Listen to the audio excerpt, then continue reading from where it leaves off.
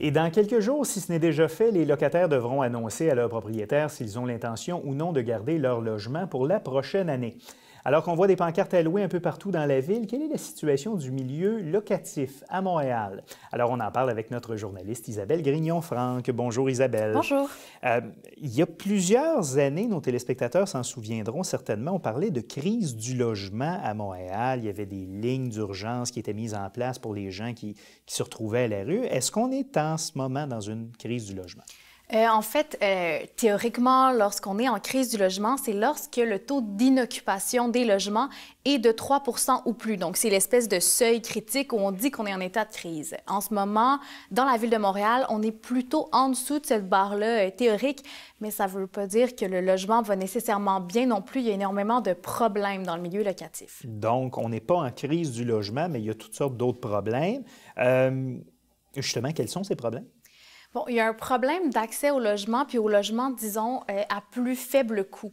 On peut différencier deux types de logements à faible coût. Il y a les logements qui sont carrément des logements sociaux, donc des logements qui sont financés, subventionnés par l'État, parce que le marché ne pourrait pas fournir des logements à un coût aussi moindre. Donc, on parle de les HLM ou encore les coopératives. Il y a également les logements abordables qui ne sont pas en assez grand nombre. Donc, des logements abordables, c'est des logements qui sont construits par des promoteurs immobiliers privés, mais qui vont être tout de même à des coûts qui sont assez respectables pour des gens qui ne gagnent pas un très grand revenu. Lorsqu'on parle d'abordabilité, dans le fond, c'est lorsqu'un locataire va mettre environ 30 % de son revenu ou en deçà du 30 % dans son loyer par mois. Donc, pour une personne qui va faire environ 30 000 $ de revenus annuels, ça lui donne un loyer mensuel de 750 $ chauffage inclus. Donc, on est dans cette zone-là qui, à moins d'avoir, grosso modo, une garçonnière, est à peu près impossible. C'est difficile à Montréal d'avoir ce type de logement-là. Puis un autre problème qu'on a, c'est qu'il y a encore un taux d'inoccupation qui est fort à Montréal dans les logements. Et également, les gens vont donc aller dans des logements qui sont trop chers par rapport à ce qu'ils peuvent payer. Donc, il y a une grande hausse des cas de reprise des logements par la Régie du logement ou par toutes sortes comme ça d'entreprises parce qu'il y a une incapacité du locataire à payer.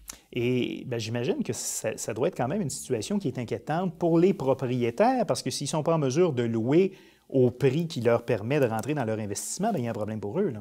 Oui, il y a beaucoup de problèmes avec les propriétaires. La Ligue des propriétaires a d'ailleurs fait mention plusieurs fois dans les médias des problèmes qu'ils vivaient de rentabilité des logements. Ce qui arrive, c'est qu'il y a une hausse, dans le fond, des unités locatives sur l'île de Montréal, mais il y a également une hausse des propriétés, du prix des propriétés. Ce que ça va faire, c'est que sur l'île de Montréal, une propriété va coûter environ 115 000 $ de plus que sur la rive sud. Donc, ça fait que les gens qui pourraient, par exemple, s'acheter une propriété, donc on considère que les gens peuvent devenir propriétaires lorsqu'ils gagnent environ dans la fourchette de salaire moyen, donc entre 34 000 et 51 000 par année. Ces gens-là pourraient devenir propriétaires en prenant, par exemple, juste une hypothèque puis payer pendant plusieurs années, mais ils pourraient être propriétaires et ils ne le font pas. Ils ne font pas ce mouvement-là vers l'accès à la propriété parce que le prix est trop haut. Donc, ça crée une saturation sur le milieu locatif. Je ne vois pas comment, en tout cas pour connaître un peu à Montréal le prix des propriétés, comment avec 35 000 $ par année on peut être propriétaire. Non, c'est difficile. Puis ça crée en fait une migration. Donc, les gens qui sont des jeunes professionnels ou encore des gens qui viennent d'arriver sur le marché du travail, qui vont faire dans des salaires peut-être moyens comme ça, vont s'exoder vers les banlieues. Il va y avoir un exode vers les couronnes et c'est autant que possible d'éviter d'arriver avec ce qu'on appelle un effet trou de beigne où le centre se dépeuple pendant que les couronnes se peuplent. Exactement. C'est un problème en ce moment pour la Ville de Montréal. C'est un grand enjeu. D'accord. Si on revient sur la question vraiment de l'accès au logement, on a un taux d'inoccupation qui est aux alentours du 3 %, légèrement plus haut que le 3 %, mais bon, on est aux alentours du 3 %. À quoi doit-on ce problème d'accès au logement? Bon, il y a la saturation du milieu locatif, on l'a dit, vu que les gens ne vont pas chercher une propriété. Il y a également le fait on reçoit de plus en plus d'immigrants en ce moment à Montréal. Donc, en général, c'est des gens qui n'ont pas un salaire qui est très élevé, donc ils vont chercher des logements abordables. Donc, ça fait encore une plus grande pression sur le marché locatif. Puis également, il y a un manque de construction d'unités locatives abordables. Donc, les promoteurs immobiliers boudent un peu ce type de construction. Alors qu'il y a eu beaucoup de condos qui se sont construits durant les dernières années. Est-ce que la Ville a mis en place, que ce soit des programmes, des mesures particulières dans tout ce qui a trait le logement, tout ce qui a trait au logement? La Ville prône une mixité sociale. Ça, c'est quelque chose qu'elle prône depuis longtemps, c'est-à-dire le fait que dans un même quartier, il y ait des gens qui ont un revenu fort, un revenu moyen, pour pas qu'il y ait une concentration de la pauvreté, parce qu'on sait que ça crée plusieurs effets négatifs, puis qu'en général, les gens qui ont un revenu faible, s'ils se tiennent dans des zones de pauvreté comme ça, vont se voir le revenu encore plus affaibli, ils vont être dans des conditions de moins en moins bonnes. Pour ce faire, la Ville a mis sur pied en 2005 une stratégie d'inclusion de logements abordables. Donc, sous M. Tremblay, il y avait le maire Tremblay, ils ont mis sur pied ce projet-là. C'était un projet assez vaste là, qui comportait plusieurs volets. Oui, précisément, quelles étaient les mesures qu'on voyait dans ce plan-là? La principale mesure, c'est qu'ils demandaient, et là j'appuie sur le terme « demander », aux promoteurs immobiliers, s'ils voulaient bien inclure dans leur projet de construction 15 de logements sociaux et 15 de logements abordables. Et s'ils ne voulaient pas inclure cette part-là de logements abordables, de payer une somme à la Ville de Montréal qui serait une espèce de compensation. Permettant à la Ville soit de subventionner des organismes comme Interloge ou d'autres qui font de la construction de logements abordables ou de construire elle-même des HLM. Oui, exactement. Okay.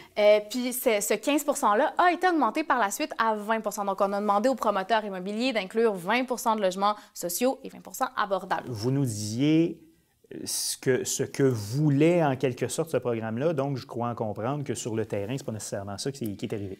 Le pourcentage qui est demandé, en fait, est vraiment une demande gentille, mais ce n'est pas, c'est un peu un point légal ni coercitif, donc c'est vraiment quelque chose qui est juste une proposition qu'on fait à un groupe de promoteurs qui sont du domaine du privé.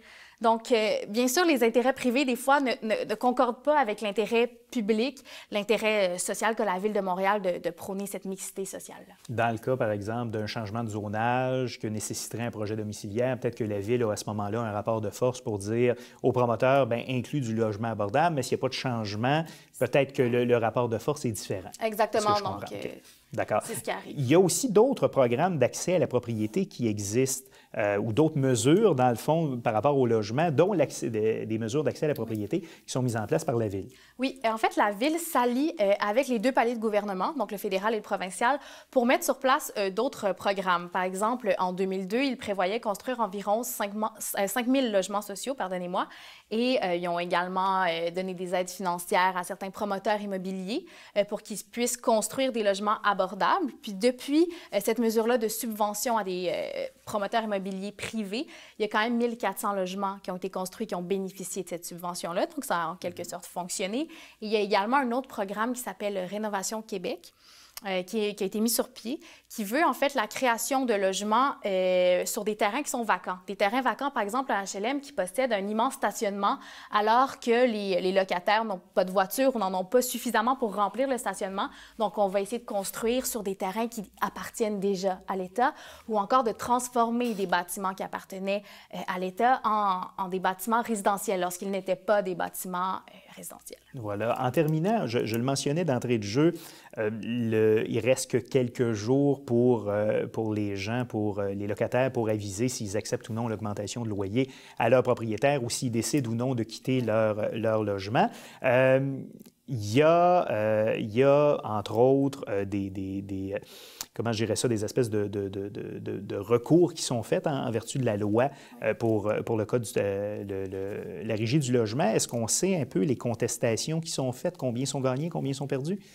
Je pourrais pas vous dire la statistique. Je sais qu'en général, lorsqu'on veut contester une augmentation, on peut aller sur le site de la Ville de Montréal et calculer quelle devrait être l'augmentation selon le quartier où on habite, le type de propriété dans lequel on vit. Mais là, je pourrais pas vous dire s'il y a beaucoup de demandes qui sont refusées ou acceptées. Alors, merci Isabelle pour ce tour d'horizon et on se revoit la semaine prochaine. Merci beaucoup.